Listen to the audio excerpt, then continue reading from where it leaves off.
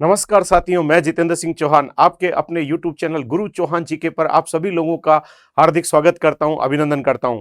साथियों, आपके लिए नित्य नए नए प्रयोग करता रहता हूं, नित्य नए नए सेशंस लेकर आता रहता हूं।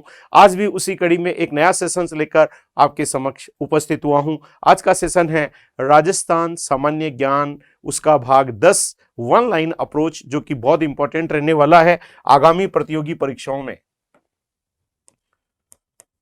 राजस्थान सामान्य ज्ञान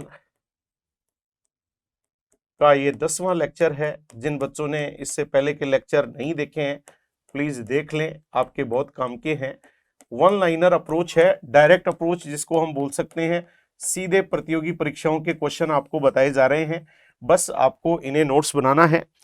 उससे पहले मैं एक सूचना दूं, हमने गुरु चौहान जी के ऐप में कई सारे कोर्सेज बनाए हैं और डॉक्टर एस मंगल सर के मार्गदर्शन में फर्स्ट ग्रेड का फर्स्ट पेपर कंप्लीट हमने बनाया है, जो अभी ऑफर में 501 रुपए में आ रहा है। वैसे इसका 1000 रुपए प्राइस था, लेकिन अभी डिस्काउंट चल रहा है, तो आप इस कोर्सेज को देख सकते हैं। गुरु चौहान जी के ऐप को डाउनलोड करो, कंटेंट में जाके कोर्स के प्रत्येक वीडियो को 2 मिनट तक चलाकर देख सकते हैं।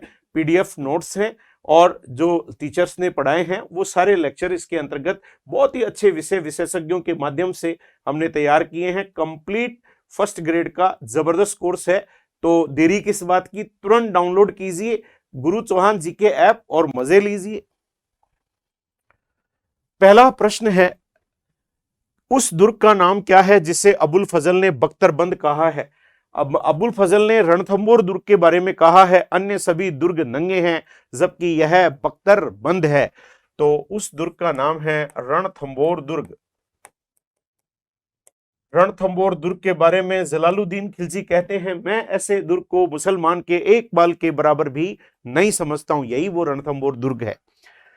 प्रश्न नंबर 2 है, कुंभा द्वारा निर्मित कीर्ति स्तंभ कितनी मंजिलों का है? तो कीर्ति स्तंभ को ही विजय स्तंभ कहते हैं, जो कितने मंजिला है साहब? 9 मंजिला है। चित्तौड़गढ़ की दुर्ग में एक कीर्ति जैन स्तंभ भी स्थित है जो 7 मंजिला है, लेकिन विजय स्तंभ या कीर्ति स्तंभ 9 मंजिला है। राजस्थान की स्थापत्य कला का जनक किसे कहा जाता है? मेवाड़ के 84 दुर्गों में से 32 दुर्गों का निर्माण महाराणा कुंभा ने करवाया, अतः महाराणा कुंभा को कहते हैं स्थापत्य कला का जनक कहते हैं। अगला सवाल है, जंतर मंतर क्या है? जंतर मंतर एक वेधशाला है। क्या है? एक वेधशाला है, जिसे विश्व धरोहर में भी शामिल किया गया है, जो जयपुर में सिटी पैलेस के पास में स्थित है। अगला तथ्य है, झुंझुनू के संस्थापक कौन थे? झुंझुनू के संस्थापक थे मोहम्मद खां। झुंझुनू के संस्थापक थे मोहम्मद खां। गुप्तकालीन भ्रमर माता का मंदिर कहां पर स्थित है? गुप्तकालीन भ्रमर माता का मंदिर है छोटी सादड़ी में। एक बड़ी सादड़ी है और एक छोटी सादड़ी है, तो ये मंदिर कहां पर है? छोटी सादड़ी में है। अगला सवाल है, देवयानी तीर्थ स्थल कहां पर है? तीर्थों की नानी देवयानी, जो कि सांभर में स्थित है, और सांभर तो जयपुर में पड़ता है। दादू पंत का साहित्य किस भाषा में संग्रहित है? नरेना में मुख्य गद्दी पीठ है और ये ढूंढाड़ी में लिखा गया है, ढूंढाड़ी भाषा में लिखा हुआ है। अगला सवाल है, राम स्नेही संप्रदाय की मुख्य गद्दी पीठ कहां पर है? तो राम स्नेही संप्रदाय की मुख्य गद्दी पीठ शाहपुरा में है। यह शाहपुरा भीलवाड़ा वाला है, क्योंकि एक शाहपुरा जयपुर में भी है और एक शाहपुरा धौलपुर में भी है। अगला तथ्य है आपके सामने नेक्स्ट, राजस्थान में अगला जो तथ्य है वो है, राजस्थान में सामेला शब्द किस अवसर पर प्रयुक्त होता है? जब शादी होती है तो बारात लेके जाते हैं, तो लड़की वाले बारात का स्वागत करते हैं, जिसे क्या कहते हैं? सामेला कहते हैं, तो विवाह पर होता है। अगला है, जसवंत प्रदर्शनी किस शहर में आयोजित की जाती है? जसवंत पशु मेला भी भरतपुर में लगता है और प्रदर्शनी भी भरतपुर में ही लगती है। अगला तथ्य है, नेक्स्ट तथ्य है, उससे पहले 3 किताबें की सूचना है। गुरु चौहान जी के ऐप में आपको 3 किताबें निशुल्क दी जा रही हैं। राजस्थान कला संस्कृति, करंट जीके और राजस्थान 7 डेज। इन तीनों किताबों को पढ़ने का एक गोल्डन चांस है। बस इंतजार किस बात की, गुरु चौहान जीके ऐप को डाउनलोड कर लो, कंटेंट में जाकर किताबें निःशुल्क प्राप्त कीजिए, ऐप में ही पढ़ सकते हैं।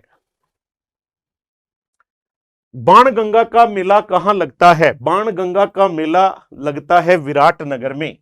और विराटनगर कहां पड़ता है? विराटनगर तो जयपुर में पड़ता है। किस शैली को कागज शैली भी कहा जाता है? क्योंकि कागज पे चित्र ज्यादा बने होने के कारण कागज शैली कहती हैं, वो किशनगढ़ शैली को कहती हैं। राजस्थानी चित्रकला की सबसे प्रसिद्ध शैली भी तो किशनगढ़ शैली है, जिसकी प्रमुख विशेषता नारी सुंदरी है, उसे कागज शैली भी कहते हैं। रामा, नाथा, छज्जू और सेफू चित्रकला की किस शैली के संबंधित चित्रकार हैं? इन चित्रकारों का संबंध है मारवाड़ शैली से। ये मारवाड़ शैली के चित्रकार हैं, रामा, नाथा, छज्जू, सैफू। रामदेव जी की ध्वजा को क्या कहा जाता है? रामदेव जी की जो पचरंगी पताका होती है उसे कहते हैं नेजा, और नेजा भीलों का एक डांस भी होता है। आवरी माता का मंदिर कहां पर है? आवरी माता का मंदिर निकुंभ में है।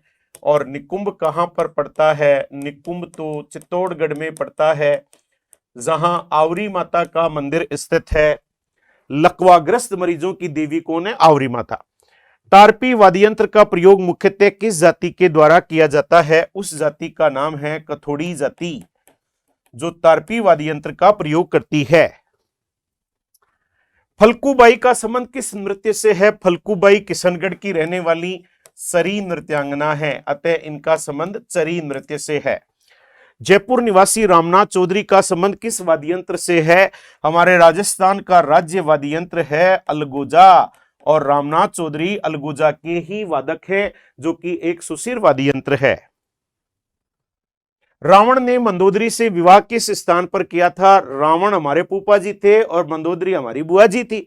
मंडोर, जोधपुर। मंदोदरी कहां की रहने वाली थी? मंडोर की रहने वाली थी। मंडोर जोधपुर में पड़ता है, इसीलिए रावण का मंदिर भी जोधपुर में है, और रावण की चंवरी मंडोर में है, रावण का चबूतरा भी मंडोर में है। कुंदन लाल एवं प्रेरणा सिमाली का संबंध किस नृत्य से है? ये दोनों ही कथक नृत्य से संबंधित हैं। कथक हमारा शास्त्रीय नृत्य है। जैन समुदाय द्वारा पर्युषण पर्व किस माह में मनाया जाता है? तो जैन समुदाय मनाता है पर्युषण पर्व भाद्र माह में मनाया जाता है। ईस्टर का पर्व किसके पुनर्जन्म के उपलक्ष्य में मनाया जाता है? तो ईस्टर मनाया जाता है ईसा मसीह के पुनर्जन्म के रूप में मनाते हैं। गमेती किस जनजाति का नेता होता है? तो गमेती भील जनजाति का नेता होता है। मोरनी मांडना किस जनजाति से संबंधित है? वह जनजाति कोई और नहीं है, वो मीणा जनजाति है। मोरनी मांडना मीणा जनजाति से संबंधित है। गुरु चौहान जीके में डॉक्टर एस मंगल सर के मार्गदर्शन में हमने कई सारे कोर्सेज तैयार कर रखे हैं, जिन कोर्सेज को आप देख सकते हैं गुरु चौहान जीके ऐप में और बाई कर सकते हैं। तो अब देरी किस बात की, तुरंत डाउनलोड कीजिए गुरु चौहान जीके ऐप और प्राप्त कीजिए कई सारे कोर्सेज। धन्यवाद साथियों, जय हिंद साथियों।